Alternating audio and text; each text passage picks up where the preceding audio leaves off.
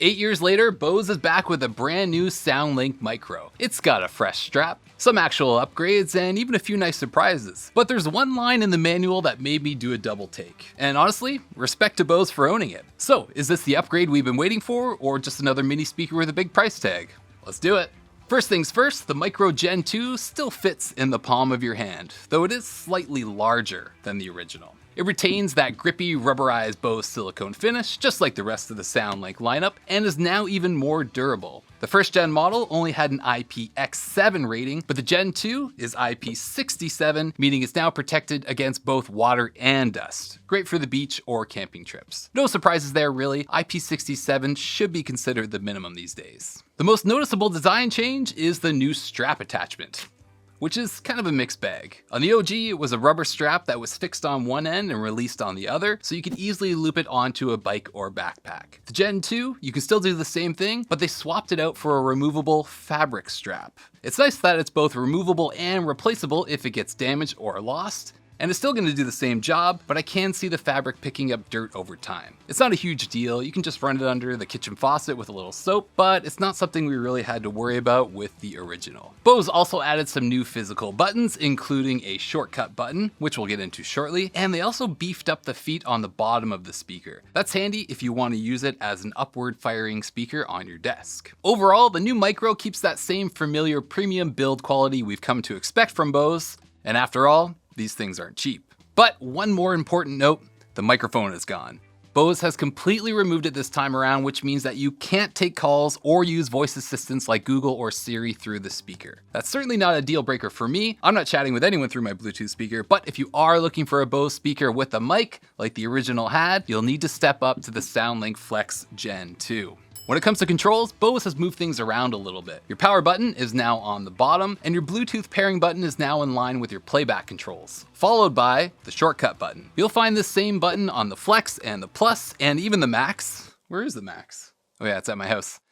And through the app, you can assign it to access Spotify Tap or as a quick pair button if you want to sync it up with any of the other current Bose SoundLink speakers. Now, in terms of connectivity, the Micro Gen 2 gets some serious updates, and after 8 years, I would certainly hope so. It's now rocking Bluetooth 5.4 with support for both SBC and AAC codecs. But wait, there's more. Certain Android users get a perk in the form of higher quality audio. Like its bigger siblings, if you've got a Snapdragon sound device, the Micro Gen 2 will automatically default to the aptX adaptive codec. Sounds fancy, I know, but don't get too caught up in the codec stuff. It can be nice to have, but these are convenient tiny mono speakers. You may not even be able to notice a difference. Honestly, SBC is fine for most casual listeners anyway. You've also got multi-point, so again, if you want to use it as a desktop speaker, connect it to your laptop and your phone at the same time, switch back and forth between them seamlessly, you can do it.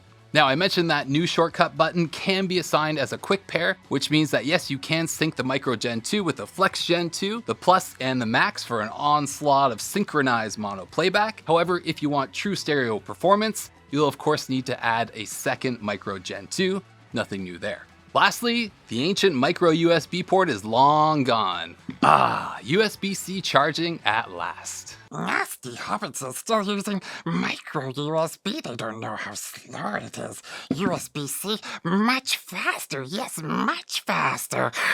My precious. What was I doing? Oh yeah, the ring. The Bose speaker. Okay.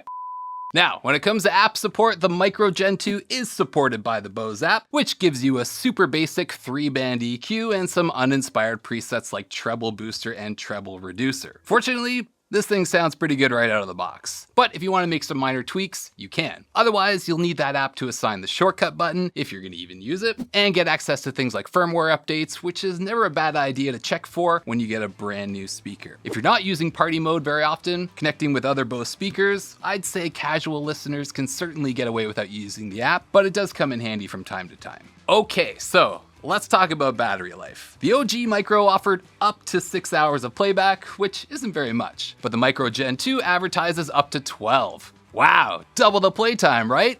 Except, not really. Earlier I mentioned an interesting line I found in the manual.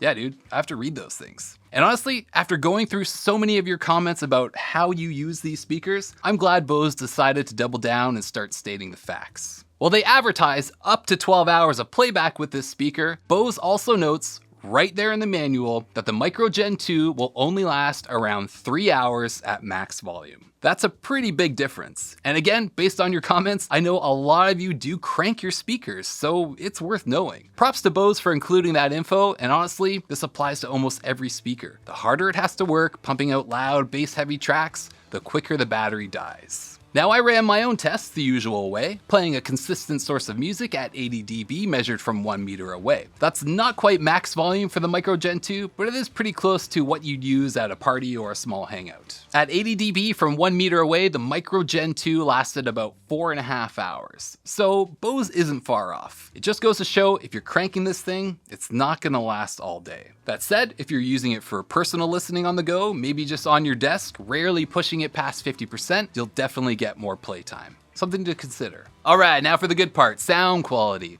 And the good news? This thing sounds fantastic, right out of the box. In fact, you'll probably hear more bass than you'd expect from something this small. Sound quality is a definite step up from the original Micro with a more pronounced low-end response and clearer treble. I did notice that the mid-range is a bit underemphasized in its default tuning, which actually falls in line with the rest of the SoundLink lineup. It's what we like to call a consumer-friendly sound. Boosted bass, recessed mids, and a touch of extra treble to make your music sound more exciting. EDM and synthwave tracks have a steady low-end pulse, but it's still easy to catch the details in the synth lines and the vocal reverb. Rock tracks deliver a nice punchy kick drum and clear vocals, though the underemphasis in the mids can push instruments like distorted guitars and snare drums a little further back in the mix. The good news is that you can tweak the mid-range slider in the companion app if you want those elements to stand out a little bit more. For reference, the OG Micro sounds like a small speaker. It leans a bit mid-range heavy, lacks treble clarity, and the bass, well again, it sounds like the bass coming out of a small speaker. The Micro Gen 2 does a much better job at sounding bigger than it looks. That said, let's be real here. This is a portable, palm-sized speaker with obvious limitations. It's not going to be rattling any windows with wall-shaking bass. But for something that fits in your back pocket and lets you enjoy music with a few friends, it sounds great. And one of the best tiny Bluetooth speakers I've heard in the last while. So, should you buy the new SoundLink Micro Gen 2 for $129? Well, overall, the Gen 2 is a solid update to one of the better ultra-portable Bluetooth speakers out there. It doesn't try to reinvent the wheel, but it does improve on the original, and that's where it counts. Better durability, cleaner sound, USB-C charging, and a few new tricks like codec upgrades and the shortcut button. You're still getting the same compact, rugged form factor with better bass, better treble clarity, and potentially longer lasting battery, depending on how loud you play it. Of course, if you're in the habit of blasting your speakers, you're probably gonna want to keep a portable battery around or,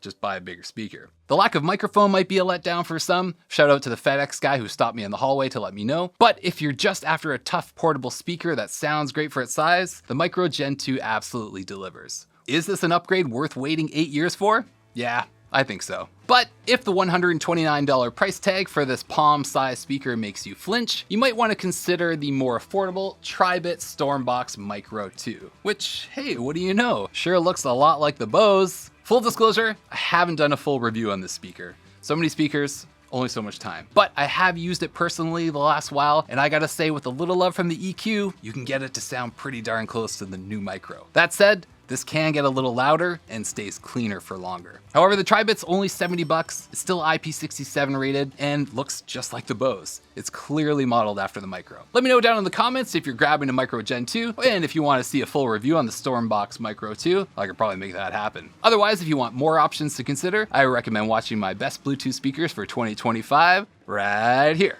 Happy listening.